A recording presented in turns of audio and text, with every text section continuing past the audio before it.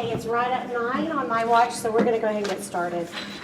For those of you who I haven't met, which I don't think I've met very many of you, my name is Anita Priest. I'm the person that sends you the relentless emails, and that will not stop. This is just our jumping off point. So I just want to thank you all for coming today. Obviously, I don't need that.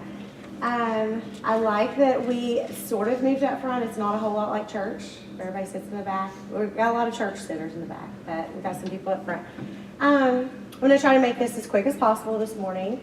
We're going to answer any questions you may have, and we do have some really important things that we do need to discuss. This is your very first clinical. This is your jumping off point. So we're gonna get started with this.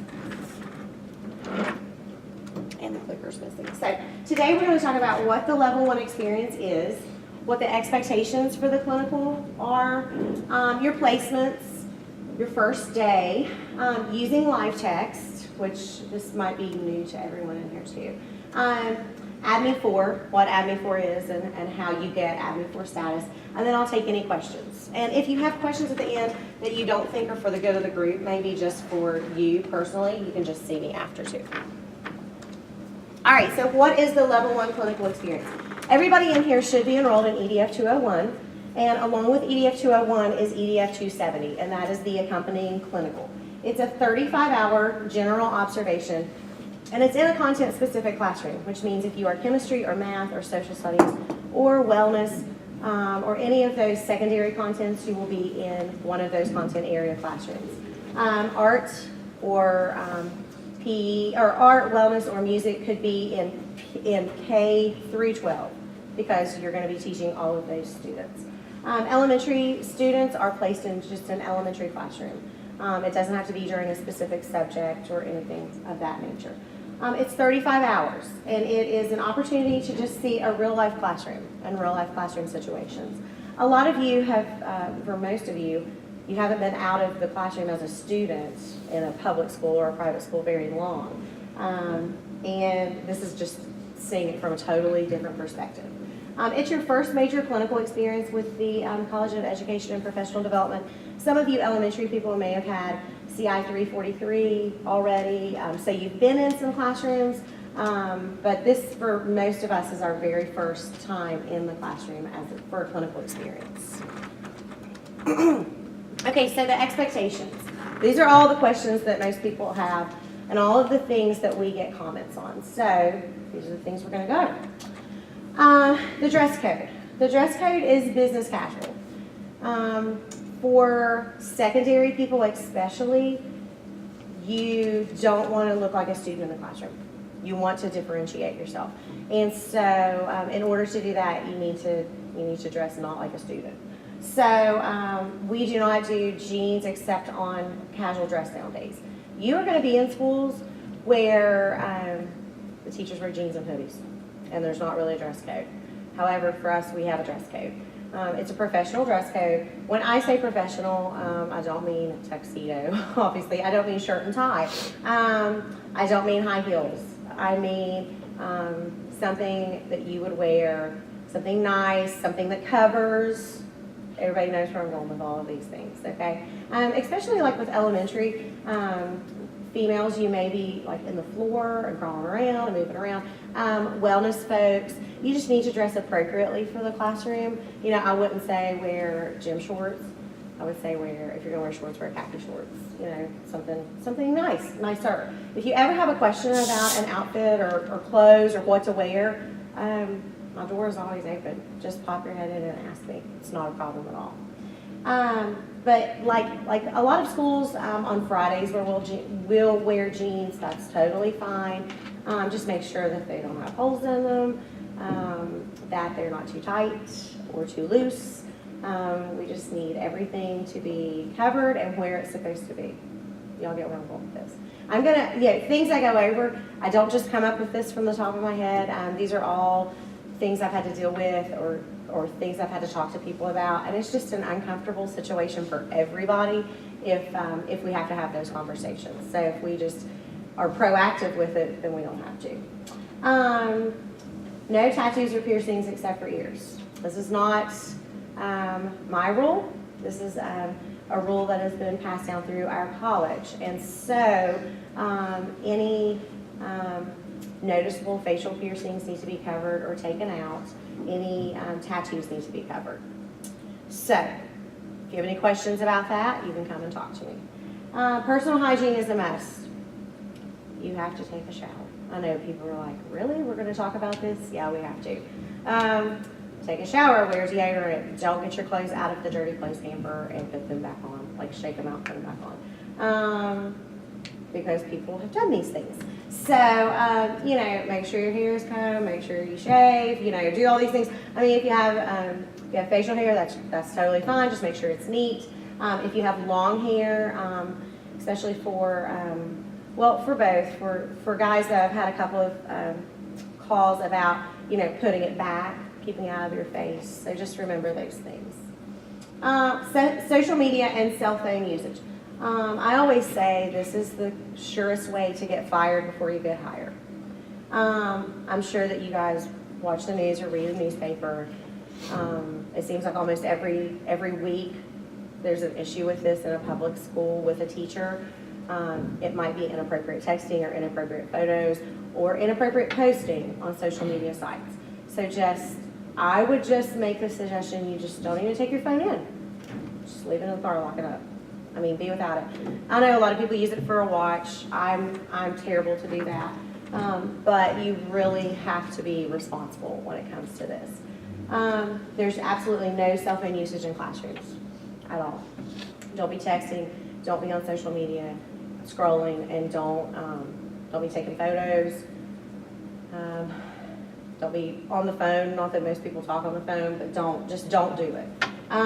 Do not accept students as friends or followers on social media sites, period.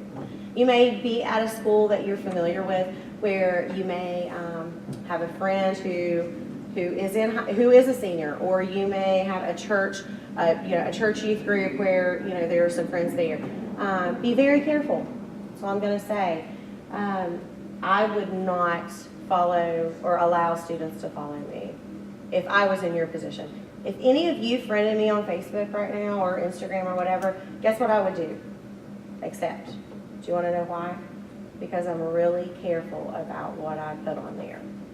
I mean, if you looked on my Facebook or on my Instagram or on anything, you would not know my political beliefs, you would not know my religious beliefs, you would not know anything about that part of me. You would know I'm married, you would know I have 2 kids, you would know I like to, what I like to do in my spare time, but that's what you would know about me. So you need to be really careful, especially now. We had a student who was doing their level 1, and they were at a school that was kind of in their hometown. They didn't go to school there, but that was their hometown. And it was a middle school, actually. And he knew one of the 8th grade girls in there, and they were snapping during class. And he is no longer with the College of Education. I don't know what happened to him, but he was dismissed because we do not tolerate that, okay? Also, if you do have social media sites, and let's say, I'm just going to use like a very just vague general example. Let's say that this gentleman, I'm just kidding, is at Huntington High School, and he gets on his Facebook at the end of the day and is just like, ugh, HHS, da, da, da, and just puts a little blurb about how crappy his day was. Somebody is going to see that, and somebody is going to tell me about it, and then I am going to have to talk to you, and then you are going to have to do this clinical over, if you're lucky. Do you see what I'm saying? Just anything can be interpreted however someone wants to interpret it. So always know that. Do not post anything informational or personal about a school, about a teacher, or about a student. Do you have any questions about this right now for the good of the group? I like to say that. Nope? Okay, moving on. All right, so your expectations for the level 1 clinical. Attendance. If you schedule a time, here's the thing with this clinical. It is not a set schedule. You're not supposed to be there at 8 a.m. every single day except. So when you get your placement, you'll have your teacher's contact information, and you'll get in touch with them, and you'll come up with a schedule with them. If you say you're going to be there, you need to be there. Unless you are deathly ill, like have to go to the doctor, deathly ill, or death in the family, or some unforeseen, circumstance. Who woke up this morning and felt bad? Honestly, I just don't feel good. I don't feel me every day of my life that I get up and come to work. And you all probably do the same thing. So feeling bad is not an excuse. And when you miss, your teachers are going to tell me these things, and then I'm going to have to call you out on it. One time last semester, somebody emailed their teacher and said, Miss So-and-so, I'm sorry, I can't make it today. I just have I'm not going to make it tomorrow. I have a lot of homework to catch up on. Not an excuse, first off. Secondly, guess what? She didn't send it to the teacher. She sent it to Dr. Seelinger, who then gave it to me. You see what I'm saying? I mean, just don't do it. Just, if you're supposed to be there, just be there. Work out any scheduling or problems with your cooperating teachers. Teachers understand. Teachers were students. They get it. So, they're usually really, really great to work out any kind of problems. You'll exchange contact information upon your first contact. I will, when I send your placement to you, I'll send kind of like a form letter that you can copy paste into an email and just fill in your info if you'd like. Just sort of to give you a general way to introduce yourself appropriately. Overall professionalism.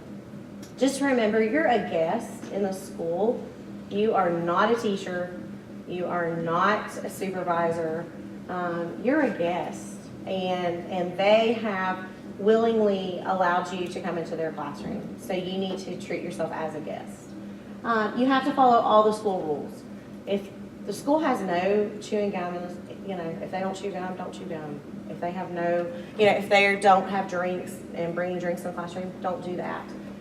Parking, nowhere to park. These are things you can ask your teacher prior to going. I put that on there because, for instance, I had a student who was a student teacher actually, and she was just walking down the hall just eating suckers all the time in an elementary school, and it was a no candy elementary school. That's not cool. Don't do that. So just know what the rules are and the expectations are and follow them. You need to wear your ID badge at all times. The ID office is now located in the Drinko Library, the campus ID office. It used to be actually right outside the door here. You'll need to get a clinical ID badge. I think they're $5. They will just snap your picture. It's like a plasticky badge. It clips on. You have to have that on at all times. It's not hokey because everybody in the building's got an ID on. If you were a parent of a child in a school, would you want adults walking around that didn't identify themselves, that you didn't know who they were? No. So everybody wears an ID badge. My husband's a principal and he wears one. So you have to have that on.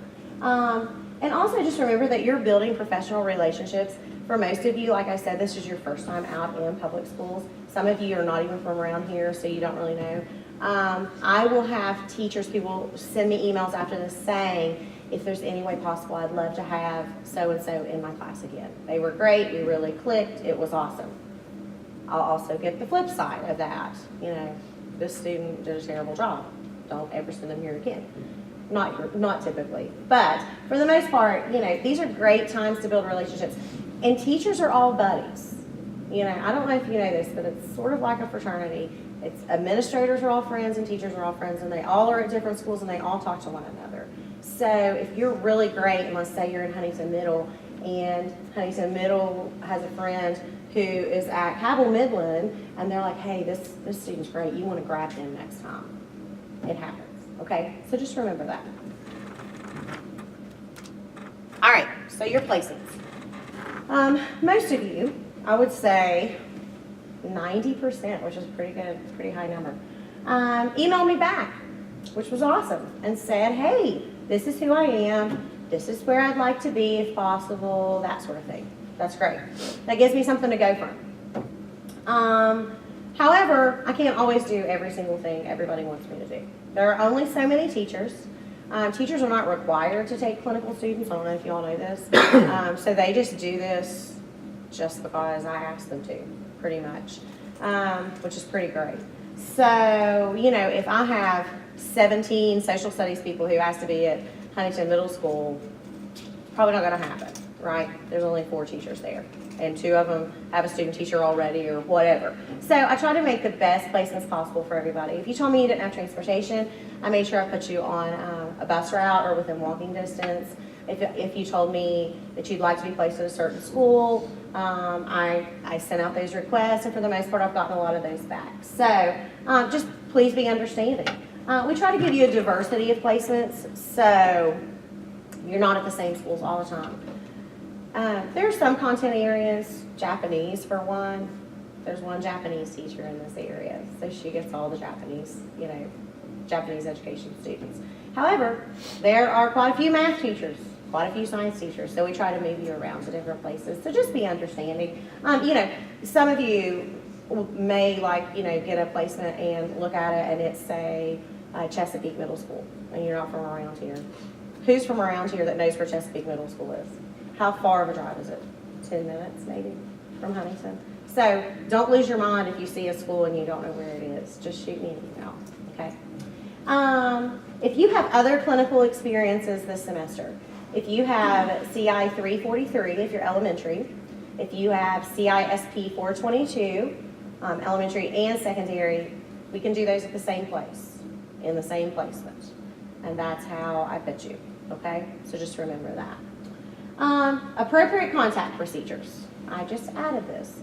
Apparently last year, I got quite a few emails about students being aggressive in their contact procedures in starting their clinicals.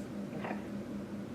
You only get a clinical placement from me if you have completed your background check, if you have attended orientation, and if I have a placement for you, and which I've been working on and have, I would say, most done. However, hiccups happen, things happen. Sometimes people don't do their background checks. And then 3 weeks later, they are emailing me, oh, I finally did my background check, can I have a placement now? Well, then they're already behind with their case study and with their classwork. So then they are emailing teachers and saying, I really need you to get back with me. I really need to start this today or tomorrow. That is not appropriate and that is not okay. That is why I'm going to send this form letter out this semester. I would definitely use tact in all of my emails. It needs to be a professional email. It needs to be professional contact. Do not contact a teacher and tell them what they need to do for you. Is that understood? Because that will get you absolutely nowhere. That will actually get you what's called a disposition form, and we're going to talk about that. I'll just go ahead and talk about it. I'm not sure if I have a slide for it. If for some reason, which I don't foresee this happening, you go to your placement and you have terrible attendance, you wear inappropriate clothes multiple times. I had a school call me last year and say, listen, we even said, that looks like something you'd wear to the club. You probably shouldn't wear it to school. And they kept wearing it, If you are rude or disrespectful, we complete what's called a disposition form, and we're going to track that. And then you and I are going to have a conversation about whether or not you really want to be a teacher. Is that understood? Okay. So just know that this is not a, just got to get these 35 hours done and done. You have to do what the expectations are. You have to follow the expectations. If you're a teacher in a building and your principal asks you to do something and you choose not to do it, you get in trouble. It's the same thing, okay? So appropriate contact is really important. All right, so first day of school reminders. You have contacted your teacher, you set it up, you're gonna go on Tuesday morning at 10 o'clock, blah, blah, blah, blah, blah. So you show up to the school, know where to park, check in at the office. That's the first thing you have to do. All schools are locked down and you have to buzz yourself in. Do not be offended. It just is part of the deal. You need to take a copy of your background check with you. If you ordered your background check through Castle Branch, you just log in once it's finished and you print it out. It's like 7 pages. I would just print it out, put it in a folder, have it with me. They're going to ask to see it for most schools. Do not show up and not have it, because I'll hear about it. Wear your ID badge. That's a non-negotiable. Dress professionally, be on time, and listen and learn. You may be in classrooms where the teacher just wants you to strictly observe. That's fine. You may be in classrooms where the teacher might say, hey, would you care to give so-and-so this spelling test? Or would you care to work with this small reading group? Absolutely, of course I would. You might be in classrooms where they say, hey, would you work with this small group of students? They're working on this project. Or hey, could you work one-on-one with this individual? He's having some trouble with his homework. Of course. Please do not say, no, I'm just here to observe. It's offensive. It's not okay. And I will get a phone call about it. Okay? This is a great opportunity. It's a great learning opportunity. So you need to take full advantage of it. So we're about finished up. All right, live text. Who knows what live text is? We got a few. Okay. Live text is a system that we use here with the College of Ed, and a lot of professors use it to upload assignments. Who's used it for an assignment? Okay, a few of you have. The rest of the time, you're going to use it to track your clinical experiences, your level 1, your level 2, and your level 3. You will keep a time log in LiveText. A placement will be made in LiveText for you, and you will record your hours. Once you're finished with your clinical, your cooperating teacher, who will also have a login, will log in, approve your time, and complete a really brief, like an evaluation survey about you. So, in order to receive credit for the 270 clinical, because this happens every semester, we have people who complete their hours, but this stuff doesn't get done. It has to happen. All of this has to happen, okay? So, once all the placements are finished, my secretary, Tanya, will put it in LiveText. She'll make a placement for you. So I will like she'll click your name, she'll enter your school, she'll enter your teacher, and she'll hit send. When that happens, you'll get an email saying a LiveText account's been set up for you, this placement has been made. Has anybody gotten that email where it says like the LiveText account's been set up for you, or you need to finish registering yourself for the LiveText account? If you've never been on LiveText before, you need to go through your emails, you need to go through your spam folder, okay? Just double check that. Because Dr. Watson said he put everyone in, so everyone should be in. So that you'll get this email. When you log into LiveText, you will click a tab and it will say Field Experience. And I will send you all this information. And it will just be a little box, and it'll have your school and your teacher, and you click View Placement. And when you click View Placement, it all pops up, and your time log will be on the right side of the screen. There's a button that says Add Hours. You put in the date, you put in how many hours you were there, and what you did while you were there. It's very simple. So that is how you'll log your hours and log your time. Once all that is completed, your teacher will need to log in and do their part. Most teachers know how to do this. They've been working with me for 3 years on this, so we're all on the same page.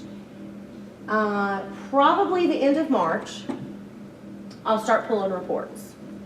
And if you have 0 hours logged, that's a problem. If you finished your hours and your teacher hasn't logged in and done their part, I'll start contacting people. Hey, I saw that you finished your hours, or I saw that your student finished their hours. You need to log into LiveText. If you have any questions, let me know. Okay? By April 27th, everything should be finished and turned in. That's more than enough time. If for some reason it's not, and you're coming up short, something's happened, you need to get in touch with me. You need to get in touch with me before April 27th.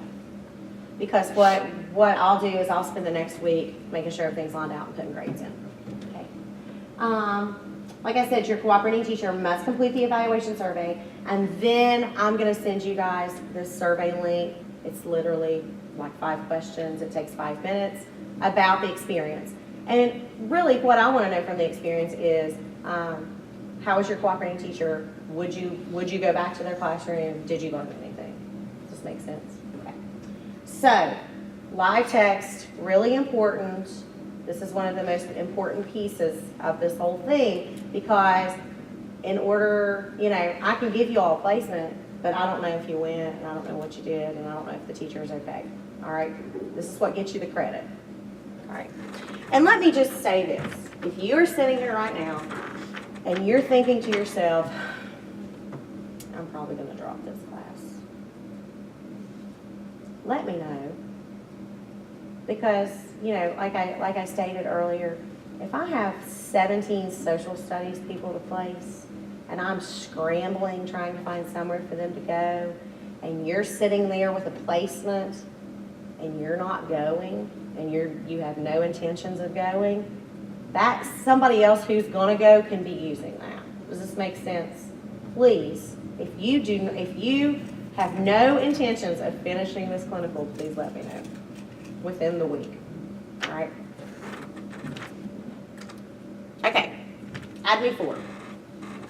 Does everyone in here know what ADME 4 means? Okay.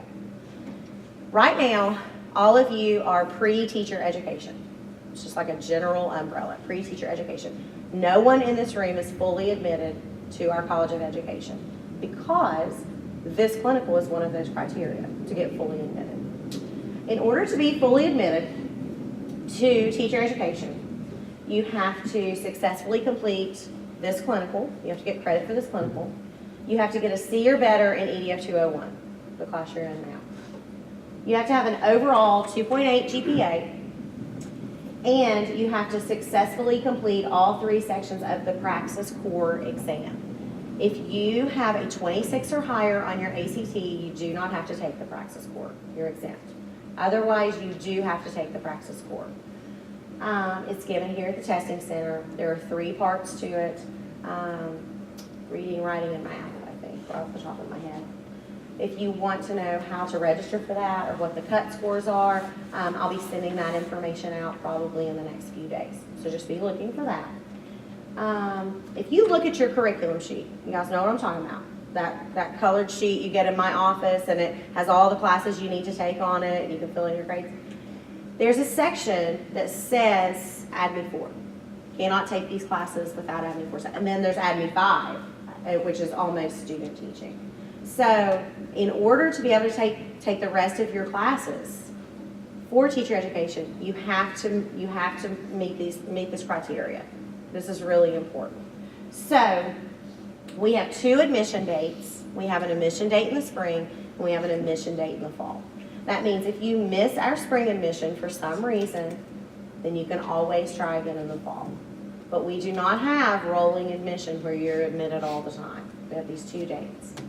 All right, so that's just the beginning of it. So let's say, okay, I'm in this class, okay, check. I'm gonna make a good grade. I'm gonna do this clinical, check. Okay, that's good. My GPA is good, I meet that criteria. I'm gonna register for the Praxis Core, done. Okay, so you've met the beginning criteria. The last piece is called the ADME 4 portfolio. And let me just talk about it for just a second. It is also going to be in LiveText. You will upload all of these items into LiveText. There is a teacher candidate self-assessment. Basically, do you think you're good at this? This. Or how do you think you are at this, and this? You have to have 3 recommendations for admission. I'm trying to think right off the top of my head. I know one of them has to be someone here on campus, like a faculty that you have dealt with, okay? And then you have to complete a writing sample. It's a really short writing sample. And then all of these things are graded, okay? So this piece has to be submitted by March 1st. No questions. Not March 2nd, March 1st. That's the cut. That's the cut date. So this is in addition to those things I just talked about, like that we were checking off in our head. Now, do you have to have the Praxis Core passed by March 1st? No. You have to have it passed by the end of the semester because you're not going to have this class passed by March 1st. You're not going to have the credit for the clinical by March 1st. The portfolio has to be submitted by March 1st. So, if you look at your curriculum sheet and you have only ADME 4 classes left to take, you need to get on this, all right?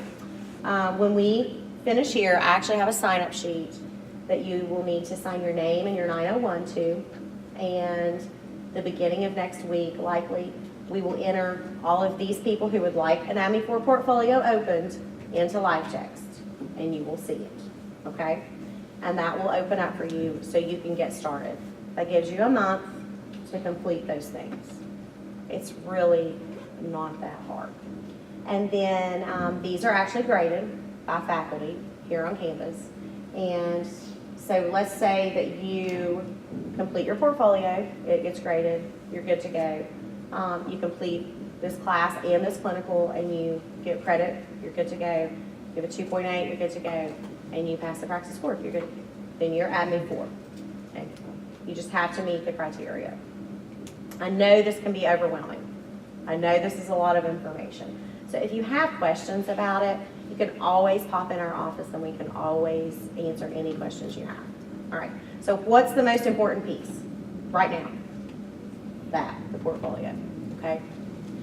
I would get the portfolio started and completed as quickly as possible. And if you have not taken, who in here has taken the praxis core? A few, okay. If you have not taken the praxis core and you need to take the praxis core, you need to get registered, okay? All right. Okay, so here's what I'm going to do. I'm going to send everybody here this PowerPoint. So that has my contact info on it. There's a link to my email, which you already should have. That is my office number. Everyone in here should know where the Scopes office is. It's on the second floor of Jenkins Hall right now. During spring break, we will be moving. Because if you have been in Jenkins Hall in the last 6 months, you know that it's being renovated, correct? If you're in there today, you can't see for drywall dust. So we will be moving to the basement, actually, because they will be gutting the first and second floors in the spring. So if you need me before spring break, I'm in 230. If you need me after spring break, walk down to the basement and hunt around, because I'm really not sure where I'm going to be. I'll probably send that information out.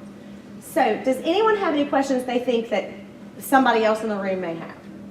And this is the time to ask them. It's not a problem at all. Yes? How do you go about the praxis? How do you go about the praxis? Yeah, what? How do you register for it or study for it? Okay. Well, I'm going to send out the information on how to register for it. Or if you want to do it right now, you can open the door of my office, like where the lobby is, the lobby area, and there's a little table there, and it's got a bunch of flyers, and there's one there for praxis core. It tells you what numbers to register for the test, because it's through ETS. That's the company. There are study books. There are study books online. It's reading, it's writing, and it's math. I will just go ahead and make this statement that most people struggle with the math more than anything. So if you take it, I would go ahead and take it just to get a general idea of where I stand. I mean, you might pass it on the first try, which would be awesome. Or you may see where you need to, you have to retake one section, and then you can see where you need to go from there.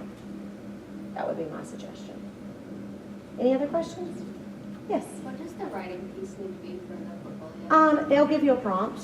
I want to say it's 500 words. Do not hold me to that. It's like I said, it's a brief writing sample. They'll give you a prompt. It's like an educational philosophy question. So like your thoughts on something. Okay. Yes. The portfolio. Mm-hmm. You said we do it on live text. Mhm. Is there just like a submission button? Yes. Or is There'll it's just be. like Blackboard? Yeah, it's a lot like Blackboard. You will like upload, there'll be an upload browse button. For the recommendations, those are actually links that you will send to someone's email, and they click the link and fill it out on your behalf. I do it all the time for students who I've had in class. It might take me 3 minutes to do the recommendation. It's really not that hard at all. So if you ask a former teacher or a faculty here, ask them with with the understanding of, hey, it's not a lot of work. It's just a quick survey about me. So, any other questions? Okay, back. If you're doing like 2 different certifications, Mhm. do you split that time up in your temple? No, we'll just pick one for you this time. And then for your level 2 and student teaching, that time will be split. So we'll figure it out as we move along. In the past, I had someone a few semesters ago who did student teaching in music and math. I know, it's crazy. He's so smart, and he had 2 more degrees. But anyway, so he did part of his time. What we have to do when you're secondary, especially, is we have to hit your content area, but we have to hit the grade levels. So you have to have middle school and high school. If you're music or art or wellness, you have to have elementary, middle, and high. So we have to hit all of those. So we work with you, and we sort of plan it out with you. So, any other questions? You had a question. Yes, what day do we absolutely need to have our observation hours completed? Okay, April 27th is the day I would absolutely love to have this all done. There are always circumstances that happen. I understand that. Right now, my student teachers have missed 4 days for snow already. You know, we've missed here. Things like that are gonna happen and they're gonna come up, but you need to know this. We have spring break here. All of our local school systems have a totally different week of spring break. So that's pretty much 2 full weeks, unless you're staying here on campus for spring break and you can still go to your school, but you're gonna miss out on observation hours. So you need to plan accordingly, all right? I will also say this. If you have a specific teacher that you know that wouldn't mind to have you for a clinical, you don't think? A lot of you sent me a school and a name. That was great.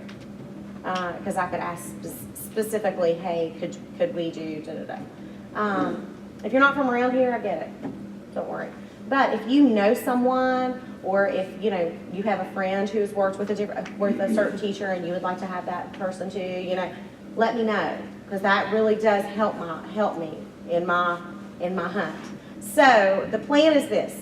We had orientation this morning. I have another session of this orientation tomorrow afternoon. After that, I will go back on Friday morning. I look at the sign-in sheets of who was here. I compare it to who has completed their background check, and it's all come through on our end. And then I start sending out placements. If you are missing one of those pieces, you're not going to get a placement on Friday for sure.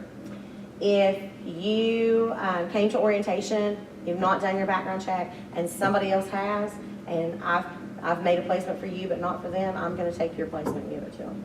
Because it's not fair for them to sit there with no placement. All right? So quicker the better. Understood? Any more questions for the good? Yes. If I'm in this clinical and the reading clinical, the same teacher, I have to do the same teacher? Yes. Yes. So I can stay like their hours for reading and an extra hour for math? Yes. Yes. You cannot, we say double dip. You cannot double dip your hours. You couldn't count 15 hours from reading clinical as 15 hours for this clinical too. You have to have additional hours. Anybody else? Yes. What kind of hands would be Appropriate. I think that, you know, a lot of people wear leggings now, which is fine. Leggings. My husband said I went through a phase when I was teaching, and that's what I wore for like 2 years. You know, leggings and tall boots and a tunic or whatever. But just, you know, it has to be appropriate. Just make sure everything is covered. You know, athletic, like you don't need to look like you're going to work out, and you don't need to look like you're going to, you know, go to the clubs. So find that happy medium. You know, if you were going to have dinner with your grandparents at a nice, not a fancy restaurant, but a nice restaurant, what would you wear? That's a good way to look at it. You know, like I said, I don't think that skirts are necessary. I don't think that high heels are necessary. I don't think that you know, ties are necessary, but I do think you need to dress appropriately. And I think we in here all know what that means, and if you don't, come see me. So, any other questions? Yes? So if you're in secondary education, will you be split between a middle school? No, you will just have one placement Okay. for this, okay? Just one. All right. Okay, so we're gonna wrap up, and if you need to sign up for ADME4, which I would say most of you in here probably do, to get the portfolio, I am actually gonna leave it over here on the table. It's just a stapled sheet, everybody's name is on there. I just need you to sign and to put your 901 number in, write clearly, because we have to enter all that information, okay? If you have any questions, you can always just catch me after, or you can shoot me an email, all right? Thank you all.